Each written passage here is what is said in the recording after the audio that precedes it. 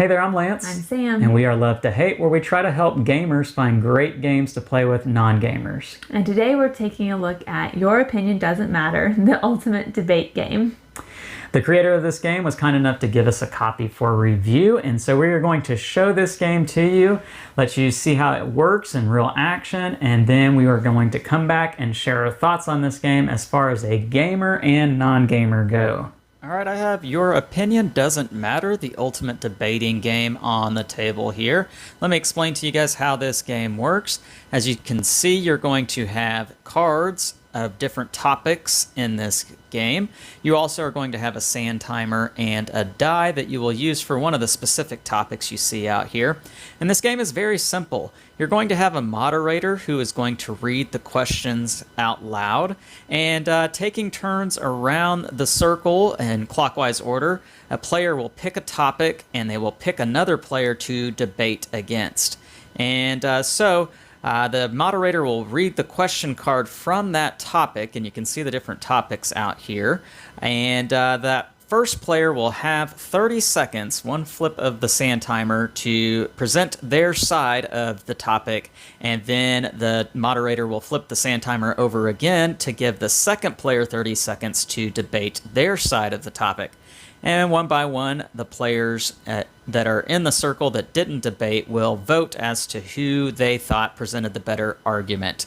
And majority rules, player who gets the most votes will take that topic card, and the first player to get 4 cards is going to be the winner in this game. It's very simple.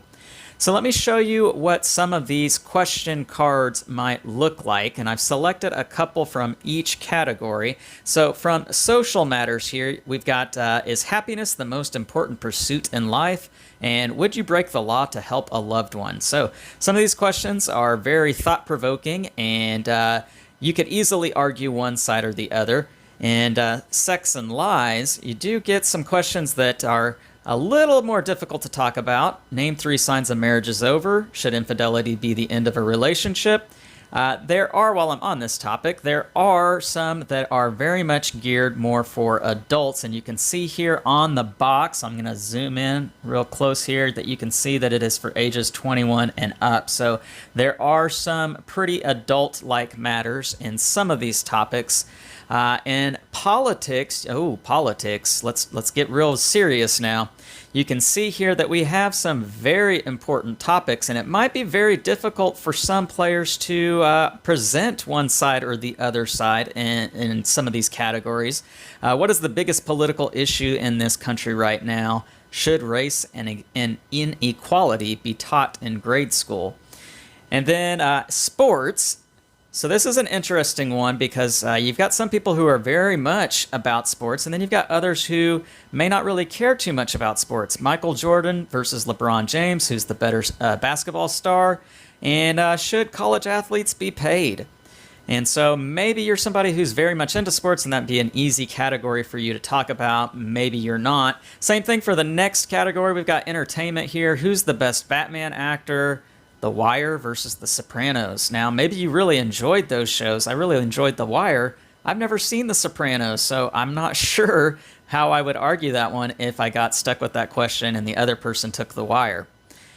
And then we've got the isms, which the isms are going to be some of the hot button things in our society, such as sexism. Can men be the victims of sexism? Can you outgrow narcissism? Some really interesting questions there that, again, might be a little difficult for you to present one side or the other. And then for it or against it is the one category that is very different from all the others, because you are going to roll this die, which will tell you whether you are for it or, as you guessed, against it.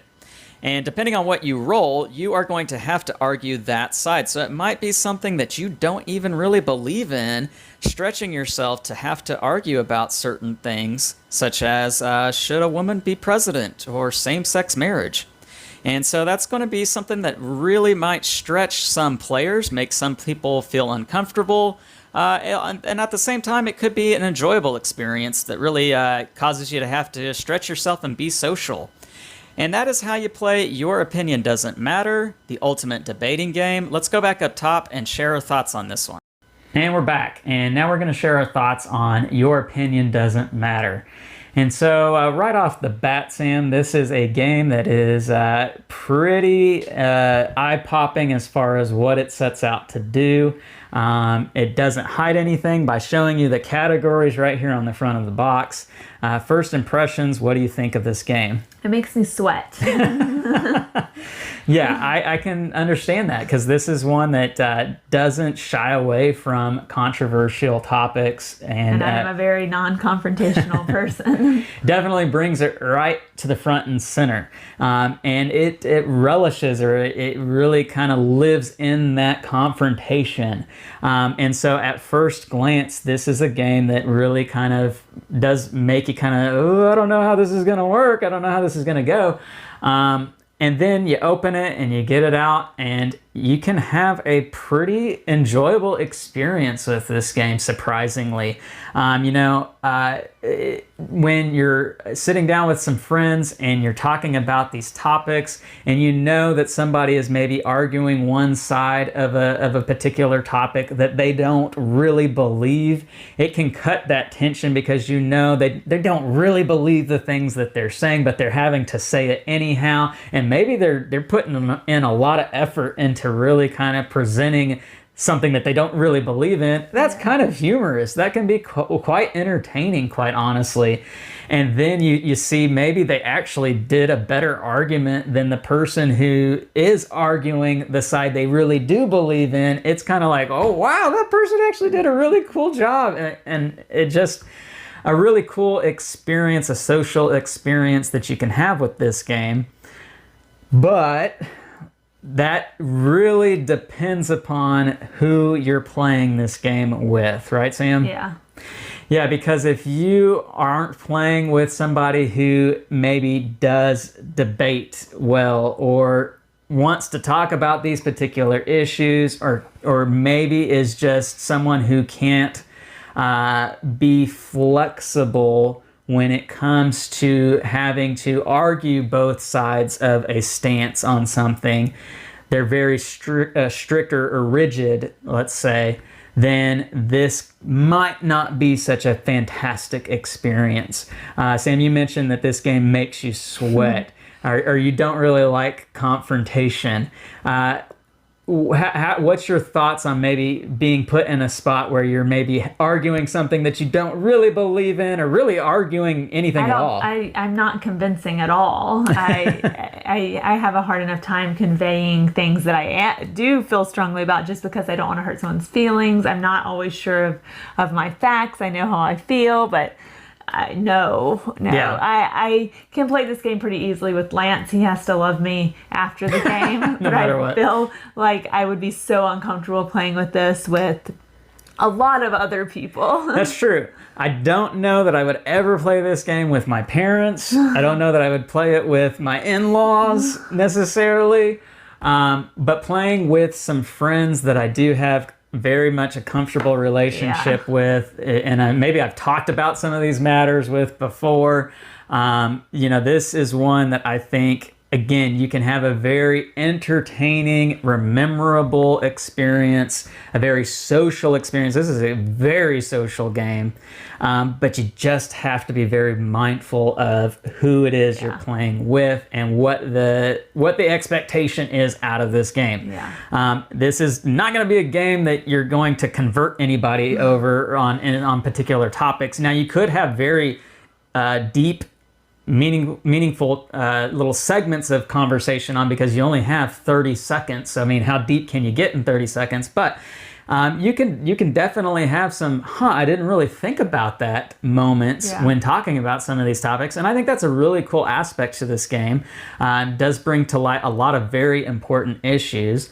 Now, that being said, I do also want to say that, that because it is only 30 seconds, maybe some people might feel like, well, it makes trivial of some of these kind of very important topics, because you are kind of playing a game about them. And I can understand that as well. So that is maybe one other aspect you do have to kind of keep in mind when playing this. But as I keep saying, if you play with the right group of people, you're going to have a good time with this game. We weren't entirely comfortable with all the topics in this game or all the questions in certain topics, as it is a game marketed for ages 21 and up. And so it is a very adult game, and that's not necessarily because it's just raunchy and inappropriate, but it's just because a lot of the topics and concerns in this game are very adult. Yeah. Meant really for adults to kind of discuss and go over.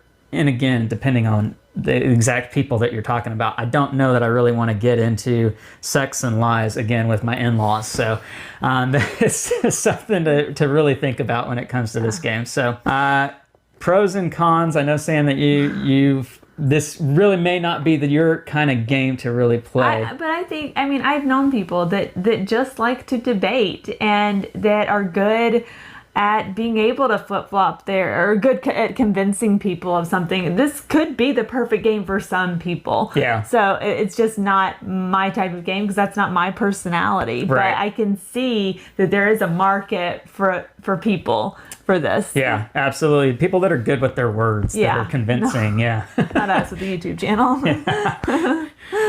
What about maybe some cons as far as this game goes? I mean, it can get uncomfortable. You can talk about some things that maybe you don't want to talk about, or you really don't know what side you're on that issue. So it could be hard to debate on that end. I will say real quick, there are some questions that are very pointed questions, very specific questions, and if you're not very familiar with one side or the other, and you're just kind of, I don't really know, you can get kind of stuck, and the game can bog down a little bit. I wouldn't say that there's a whole lot of those questions in this game, but there are a few, and that would be one thing I'd throw out there.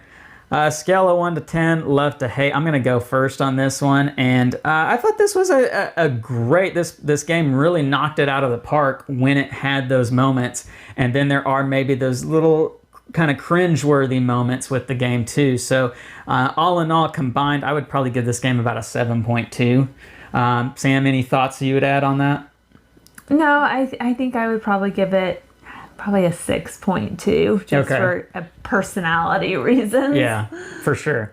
And so you're going to find people out there who really like this idea and are cool with it and really want to experience that. And then maybe you're going to find some people that aren't so much really into that. And I found that too in the games that I did without Sam. I did it with some work friends, and there were some that were having a great time with it, and then there were some that from the early on said, I think I'm just going to watch. And I think that's something you got to keep in mind with this kind of game. Yeah. Debate games for sure. So that's Your Opinion Doesn't Matter, the ultimate debating game. Make sure to like and subscribe and push that bell button so you get notifications of all our new content. I'm Lance. I'm Sam. And we are Love to Hate, where we try to help gamers find great games to play with non-gamers. We'll catch you next time.